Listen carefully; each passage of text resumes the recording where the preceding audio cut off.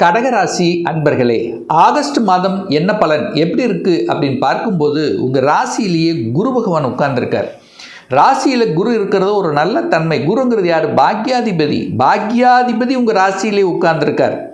குருங்கிறது கடவுளினுடைய அனுகிரகத்துக்கு சொந்தக்காரர். என்னதான் வந்தாலும் கடவுள் பார்த்துக்குவார். அதாவது நல்ல பெரிய மனிதர்களின் தொடர்புகளை கொடுக்கும், ஒரு சந்தோஷ உணர்வுகளை கொடுக்கக்கூடிய அமைப்புங்கிறது கண்டிப்பாக உங்களுக்கு ஏற்படுத்தும். ஏன்னா 2.5 வருஷமாக படாத பாடுபட்டுட்டீங்க. மனசு சரியில்லை, எண்ணம் சரியில்லை, சிந்தனை சரியில்லை, உறவுகள் சார்ந்த விஷயத்தில் பிரச்சனை, கடன் சார்ந்த விஷயத்தில் பிரச்சனை, ஒரு சிலருக்கு மன அழுத்தம் சார்ந்த விஷயத்தில் பிரச்சனை, ஒரு சிலருக்கு ஹெல்த் சார்ந்த பிரச்சனை, இப்படி நிறைய பிரச்சனைகளை சந்தித்து கொண்டிருக்கக்கூடிய அந்த கடகத்துக்கு விமோச்சனம் கிடைச்சிருச்சுன்னு சொல்லுவேன். ஒரு பேலன்ஸ் அப்படிங்கிறது இப்போ தெரிஞ்சிருச்சு. இது வரைக்கும் ஒரு பார்த்தே தெரியாதவர்களுக்கெல்லாம் இப்போ ஒரு வழி, இப்படித்தான் போகணும் அப்படிங்கிற அந்த வழி உங்களுக்கு புலப்பட்டு விட்டதுன்னு சொல்லுவேன். சூரியன் வேற உங்கள் ராசியில் இருக்கார். தன்னம்பிக்கை கிடைக்கும், எதையும் சாதிக்கலாம், பார்த்துக்கலாம் அப்படிங்கிற அந்த தைரியம் வீரியம் கண்டிப்பாக ஏற்படுத்தும் கடகத்துக்குன்னு சொல்லுவேன்.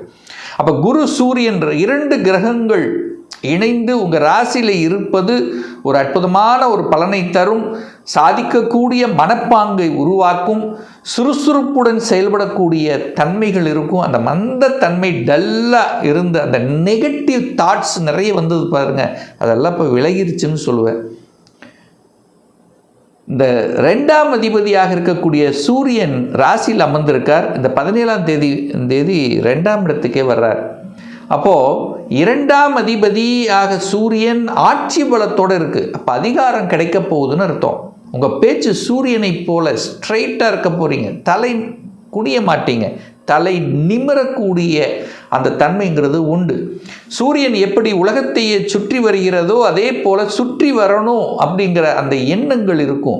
பொதுநல தன்மைங்கிறது இந்த கடகத்துக்கு இயல்பாகவே இருக்கும். ஏன்னா சந்திரனுடைய குணத்தை கொண்டவர்கள் அல்லவா, தாயன்பு கொண்டவர்கள். எதையும், அதாவது ஒரு தாய் எப்படி ஒரு எதையும் பார்த்துக்கலாம் அப்படிங்கிற அந்த அந்த உணர்வு இருக்கிறதோ அந்த மாதிரி இருப்பீங்க. பொதுநலத்தில் ஈடுபாடு அதிகமாக இருக்கும். தனக்கு ஏதாவது ஒரு கஷ்டம் இருந்தாலும் தன்னுடைய குடும்பத்து தன்னுடைய உறவுகளுக்கும் அதில் ஒரு கஷ்டம் வராமல் பார்த்துக்கணுங்கிறதுல ஒரு எண்ணம் அதிகமாகவே இருக்கும். 2ஆம் இடத்துல கேது இருக்குது, ஞானத்தை கொடுப்பார். நிறைய பேர்த்துக்கு பார்த்திங்கன்னா அந்த பேச்சில் ஞான உணர்வுங்கிறது இருக்கும். இது செய்தால் தப்பு, இது செய்தால் ரைட் அப்படிங்கிறது இயல்பாகவே இருக்கும். நீங்கள் சொன்னது பலிக்கும், இது நடந்துரும்னா அது நடக்கும், மனசு வச்சிட்டிங்கன்னா அது நடக்கும். 3ஆம் இடத்தில் சுக்கிரன் வந்திருக்கார். லாபாதிபதி முயற்சி ஸ்தானத்தில் உட்கார்ந்தார். உங்கள் முயற்சியால் லாபம் உண்டு. நீங்கள் எதை செய்தாலும் முயற்சி எடுத்தீங்கன்னா வெற்றி உண்டு, அவ்வளோதான். ஆனால் அதே சமயத்தில் 3ஆம் அதிபதி 12ல் போய் மறைஞ்சிருக்கார். அப்போ யாருக்காவது ஜாமீன் கையெழுத்து போடலாமா கடகராசி என்பவர்கள்? கண்டிப்பாக போடக்கூடாது. ஸோ இதை மைண்டில் வச்சுக்குங்க. ஒரு ஜாமீன் கையெழுத்து போடுவது, புதன் போய் 12ல் மறைஞ்சிருக்கிறதுனால எழுத்து, டாக்குமெண்ட், இந்த விஷயத்தில் கவனத்தோடு செயல்படணும். தகவல் தொடர்புத்துறை, கம்யூனிகேஷன் என்ன வருதோ அதெல்லாம் கரெக்டாக பார்க்கணும் அப்படிங்கிறதையும் ஞாபகத்தில் வைத்துக் கொள்ளுங்கள் இந்த கடகராசி அன்பர்கள். 5ஆம் அதிபதி 12ல் போய் மறைஞ்சிருக்கார். அப்போ குழந்தை நினைச்சு ஒரு வருத்தம் உங்கள் மனசில் இருக்கும். ஆனால் குழந்தை காரக கிரகம் 5ஆம் இடத்தை பார்க்குது, உச்சமாக இருந்து பார்க்கிறார். அப்போ குழந்தை நலன் நன்றாக இருக்க போகுது. ஆனால் என்ன, குழந்தை நினச்சி அவங்களுக்காகவே கொஞ்சம் ஓட வேண்டிய இது கிடைக்குமா? இப்போ என்ன, ஒரு காலேஜில் ஒரு +2 முடிச்சுட்டாங்க, ஒரு கோர்ஸ் கிடைக்குமா, இது கிடைக்குமா, அது கிடைக்குமா அப்படிங்கிற ஒரு மனம் ஒரு விரயத்தில் இருந்து கொண்டிருக்கும். ஆனால் கடைசியில் வெற்றி உறுதி. ஏன்னா குரு உச்சமாக இருக்கார். அப்போ குழந்தை நலன் நன்றாகவே இருக்க போகுதுங்கிறது மைண்டில் வச்சுக்குங்க. ஸோ 12ல் இருக்கிறது என்ன காரணம்? ஊரை விட்டு வெளியே நகருவார், உங்கள் டிஸ்ட்ரிக்டை விட்டு வெளியில் போவார், வெளிநாட்டில் போய் படிப்பார். ஸோ இந்த மாதிரியான தன்மைங்கிறது கண்டிப்பாக இந்த ஆகஸ்ட் மாதம் உண்டு. அப்போது குழந்தை படிப்பு நன்றாக இருக்க போகிறது. குழந்தைகள் வெளிநாட்டு தொடர்புகள், மாநில தொடர்புகள், டிஸ்ட்ரிக்ட் தொடர்புகளை கண்டிப்பாக உருவாக்கும். 6ஆம் அதிபதி கடன், நோய், எதிர்ப்பு, பகையை தரக்கூடிய அந்த குரு பகவான் உங்கள் ராசியிலேயே உட்கார்ந்துருக்கார். அப்போது எதிர்ப்பு, பகை கூடவே கூடாது. 6க்குரியவன் லக்னம் தலைமையிலேயே இருக்கானா, அப்போது ஹெல்த்தையும் கேர் எடுக்கணுங்கிறத மைண்டில் வச்சுக்கோங்க. ஏன்னா 6ங்கிறது நோய், 6ங்கிறது கடன், 6ங்கிறது எதிர்ப்பு. ஸோ இதுவும் உங்களுக்கு வரும். அது வருது அப்படின்னா கொஞ்சம் விலகி இருக்கிறது நல்லதுங்கிறத மைண்டில் வச்சுக்கோங்க. ஹெல்த்துக்கு இம்பார்ட்டன்ஸ் கொடுக்கணும். சரியான உணவு கட்டுப்பாடு, உடற்பயிற்சி, இதெல்லாமே கண்டிப்பாக அவசியம் இந்த கடகராசி என்பவர்களுக்கு. சார், திருமணம் சார்ந்த சுப காரியங்கள் இந்த 2.5 வருஷமாக பார்த்தீங்கன்னா ஏதோ ஒரு வகையில் மன அழுத்தம், மனக்குறைபாடு, செட் ஆகிற மாதிரி இருந்தது, செட் ஆகலை, அல்லது ஏற்கனவே திருமணம் ஆகியிருந்தது, பட்டு கணவன் ஒரு சைடில், மனைவி ஒரு சைடில், எப்படியாவது ஒரு குடும்பத்தில் ஏதாவது ஒரு ஒரு ஒரு சின்ன ஒரு தொந்தரவு இருந்து கொண்டு இருக்கக்கூடிய கடகத்துக்கு இப்போ அதெல்லாம் விமோச்சனம் ஆகிவிட்டது. ஒரு செட்டில் ஆகிட்டீங்க. குரு 7ஆம் இடத்தை பார்க்குறார். ஒரு நல்லவன் பாக்யாதிபதி 7ஆம் இடத்தை பார்க்குறார். அப்போ திருமண பாக்கியம், 7ஆம் இடம் என்பது திருமணம், குருங்கிறது பாக்யாதிபதி. திருமண பாக்கியம் அது உங்கள் ராசியிலே உட்கார்ந்துருக்கு. ஸோ அதுக்கான முயற்சிகள் சக்ஸஸ் கொடுக்கும்னு சொல்ல வர. திருமணமே வேண்டாம் அப்படின்னு நினச்சிட்டு இருக்கவங்க கூட இங்கே திருமண எண்ணம், அந்த எண்ணங்களை தூண்டும். திருமணம் செய்து கொள்ளலாம் என்கின்ற உணர்வுகள், தடைபட்டு கொண்டிருந்த அந்த திருமண விஷயங்கள் இப்போ சக்ஸஸ் முடியக்கூடிய தன்மைகள் நெருங்கி வந்துருச்சு கடகராசி அன்பர்களுக்கு.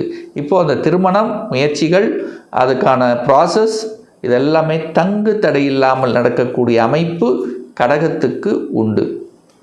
ஏன்னா 7ஆம் அதிபதியாக இருக்கக்கூடிய சனி பகவானையும் அந்த குரு பார்க்குறார், 7ஆம் இடத்தையும் பார்க்குறார். அல்லது ஏற்கனவே திருமணமாகி டிவோர்ஸ் ஆகிவிட்டது, 2ஆம் திருமணம் செய்யக்கூடிய அமைப்புகளும் சந்தர்ப்பங்களும் இந்த காலகட்டத்தில் உருவாக்கும். அப்போ பொதுவாக ஒரு சுப விஷயங்கள் செய்வதற்கு இந்த ஆகஸ்ட் மாதம், அதாவது பிற்பகுதி உங்களுக்கு சாதகமாகவே இருக்கிறது. 11ஆம் இடம் என்பது லாபம். அந்த 11ஆம் அதிபதி சுக்கிரன் நீச்சமாக உட்கார்ந்திருக்கார். அப்போ நினைப்பீங்க, அப்படியே லாபமா, இது செய்தால் லாபம் உண்டா இல்லையா? அப்போ நல்லா யோசிப்பீங்க. யோசித்து தான் ஒரு முடிவு எடுப்பீங்க. டக்குன்னு எடுக்கக்கூடிய அமைப்புங்கிறது இல்லை. அதே சமயத்தில் மாற்றங்கள், அதாவது ஒரு இடமாற்றம் ஆகிறதோ இல்லை எதனாலுமே கொஞ்சம் யோசிப்பீங்க. இது போகலாமா வேண்டாமா? அப்போ ஒரு சின்ன ஒரு தடை அப்படிங்கிறது கொஞ்சம் காமிக்கும். அதாவது உங்களுக்கே கொஞ்சம் ஆசிலேஷன் மைண்ட் இருக்கும். பட் கிடைத்தால், அதாவது வேலைன்னா நீங்களே விட்டுறக்கூடாது. மாறணும் அப்படின்னு முடிவெடுத்துட்டா இன்னொரு வேலையை அமைத்து கொண்டு தான் மாறணுங்கிறத ஆழமாக மனதில் பதிய வைத்து கொள்ளுங்கள் இந்த கடகராசி என்பவர்கள். ஏன் சார்னா 10ஆம் அதிபதி யார்? செவ்வாய். அவர் போய் விரயஸ்தானத்தில் உட்கார்ந்துருக்கார். 10க்குரியவன் விரயம். அப்போது தொழில் விரயம், வேலை விரயம். அப்போ விரயத்தை ஏற்படுத்திடக்கூடாது அப்படிங்கிறத மைண்டில் வச்சுக்கோங்க. அதே சமயத்தில் வெளியூர், வெளி மாநிலம், அந்நிய தேசம், இதெல்லாமே நல்லபடியாக இருக்கக்கூடிய அமைப்பு டிராவலை ஏற்படுத்தும். அந்த 3ஆம் இடம், அதாவது இந்த ஜாமீன், மனசு தான். 3ங்கிறது மனசையும் குறிக்கும். மனசு மட்டும் பாசிட்டிவ் உணர்வை வலுப்படுத்தி கொள்ள வேண்டும். மற்றபடி தன்னம்பிக்கை இருக்கும், பார்த்துக்கலாங்கிற உணர்வு இருக்கும். கடந்த 2.5 வருடங்கள் இருந்த அந்த மன அழுத்தம், இது இப்போ இல்லை. அப்போ கடகராசி என்பவர்களுக்கு ஒரு நல்ல ஒரு நேர்கோடு, ஒரு பாத், வழி கண்டிப்பாக பிறக்கும். பெரிய மனிதர்களின் தொடர்புகளும் நிச்சயமாக ஏற்படுத்தும். குழந்தை நலனும் நன்றாக இருக்கும். இடம், நிலம், வீடு இதெல்லாம் வாங்குவதற்கு எந்த தடையும் இல்லை. புதன் 12ல் இருக்குது. எது வரைக்கும்? 5ஆம் தேதி வரைக்கும் தான். அதுக்கப்புறம் உங்கள் ராசியிலே வந்து உட்காரப் போகிறார். அப்போ இடம், நிலம் இதெல்லாம் வாங்குவதற்கு எந்த தடையும் ஏற்படுத்தப் போவது இல்லை இந்த கடகராசி அன்பர்களுக்கு.